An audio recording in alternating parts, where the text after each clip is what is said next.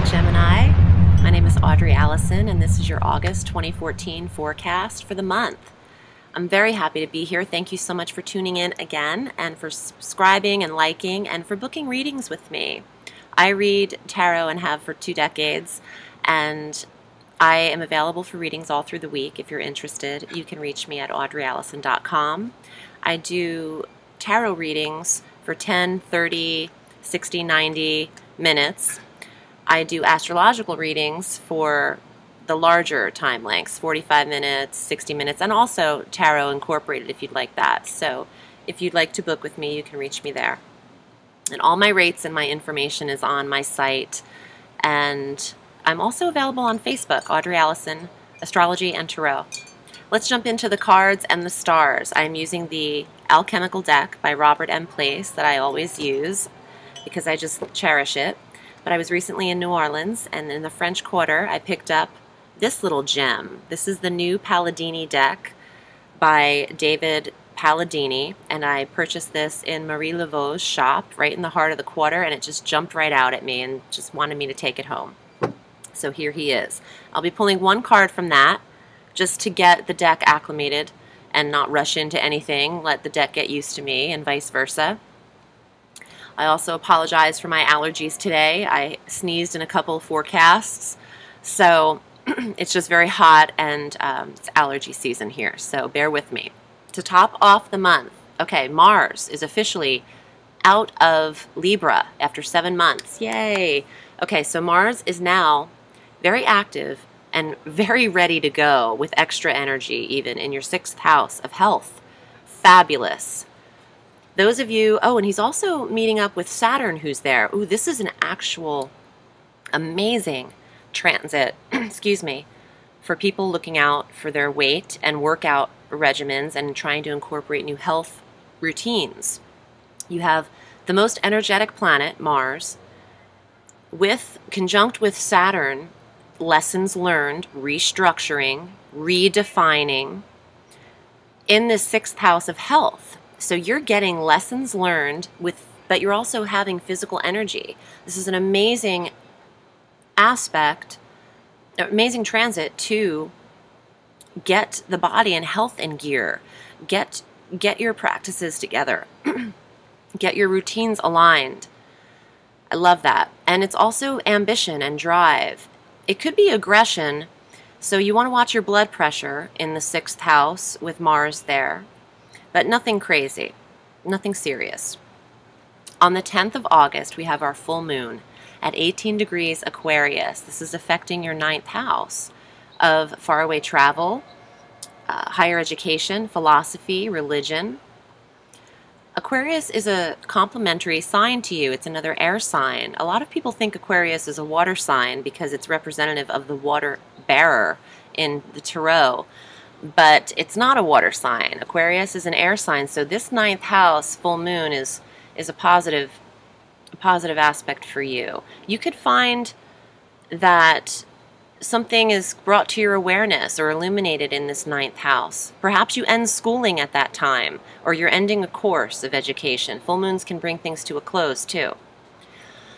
On the 12th, Venus is entering Leo, along with Jupiter, and where the Sun is. In the top half of the month, we have the Sun, Venus, Mercury, and Jupiter all stationed in Leo in your 3rd house of communications. I think this is amazing because Gemini rules the 3rd house. We're the 3rd sign on the zodiac wheel, and we rule the communication sector. So there's no better placement. It's no better place than to have a Gemini's 3rd house lit up. You're talking, no one can keep you quiet. You're talking, you're writing, you're journaling, you are anything communications, and you're doing it well. Online dating would be fabulous at this time for a Gemini. I think that Venus going into this 3rd house is actually giving you a payday in this 3rd house. For those of you who could make a living maybe writing a column, writing a book, there's so much you could do with the third house that it's overwhelming to even think about. But Venus is there, the planet of love and money, to support this area. So you could get paid for a change, for doing what you do best, Gem, which is talk it up. On the 15th of August, Mercury, your ruling planet, goes into Virgo. Virgo is another mutable sign like you are. And this is your 4th house of home. So Mercury, the planet of communications, going into the home, there's gadgets coming into the home regarding IT, televisions, internet, computers, devices. But you're also, there's a lot of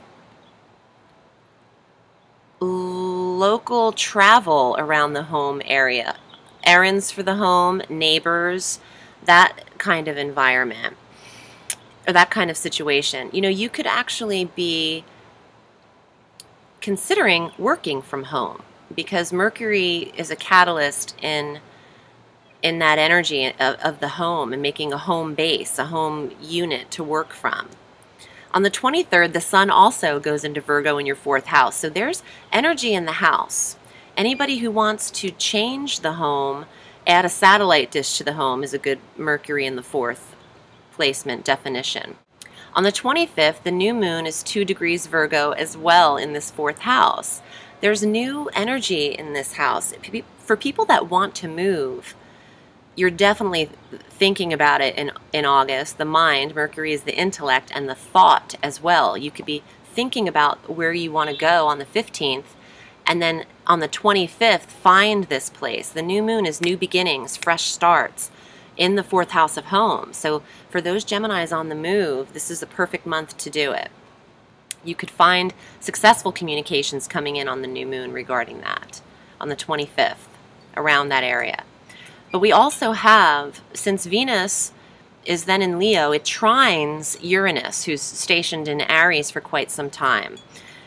Now, this is affecting that 3rd house again, but also the 11th. So there's now friendships. 11th house is friendships and clubs, organizations and groups affiliated with the 3rd house. You are hosting groups and clubs and parties.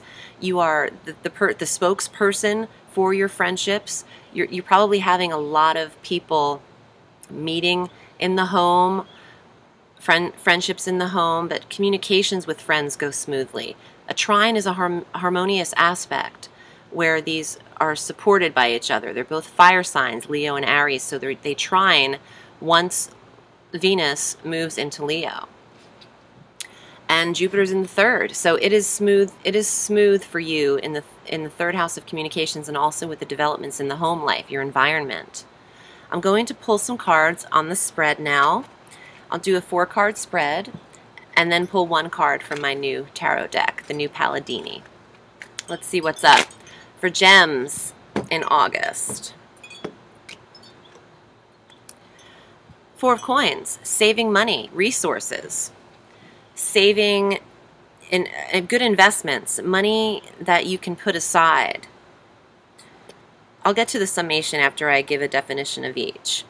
2 of Swords, debate, competition, 2 minds not necessarily on the same page, a duel. It's a mental duel, though. It's not really physical or fire duel. It's a thought. Someone might be, you might think someone's trying to plot against you. That seems like a Gemini thing. We'll get into that in a sec. Another air card, King of Swords, the clear thinker, the authority, the law, an officer, a clear thinking, communicative gentleman. Also an air sign male, Libra, Aquarius, Gemini. And, wow, the woodcutter, which is the 8 of Wands, sacrifice, cutting your losses. Okay, what I would say together, these two kind of remind me of each other in that you might have to let go of something in order to save something. So something that you're holding on to, perhaps an object, a tangible, sellable item. You can release it and get your money for it. Don't hold on to the materialistic items that no longer serve you. If you haven't used something in a year, sell it. And these two, there might be a lot of, see, Geminis stand their ground, and when someone debates with us, we'll go all night. So there might be an authority figure, a strong female, or a man, a king, who's standing their ground with you, coming head to head, debating with you in an area. It's not like us to just let people win, but you might have to cut that argument, cut that loss. Let it go, because it doesn't serve you any purpose. You don't want to hold on to someone else's weird energy by attaching yourself to their argument. Let me pull a new Palladini deck. I'm starting to get the the feeling that I have to sneeze. It's these allergies. It's crazy. Okay, here we go. This is your one card, Gemini. Ooh. 10 of Rods, or 10 of Wands. 10 of Staffs. Same thing. Rods, Wands, Staffs. They're all meaning the same, the action, the fire. But this is someone who, this is very similar to this card in that someone who's carrying a burden on their back or carrying a lot of weight on their shoulders, you could just let it go. Let the burdens or the beasts that you're holding on to, that you're thinking that you own or you need to hold on to, they serve you no purpose. What you're doing is just you're weighing yourself down. If you let go of a couple of these rods, it's a lighter load. So it depends on each person. You know, you can't all have, not every billions of Geminis can have the same thing going on in life, but to help out, it's more, to be general, it's more of releasing what no longer serves you in order to save and prepare for the future. And if you'd like a detailed natal chart reading to find out exactly how these transits hit, you can reach me at audreyallison.com. Thank you so much, Gemmy. I will see you next month, and have a sweet day.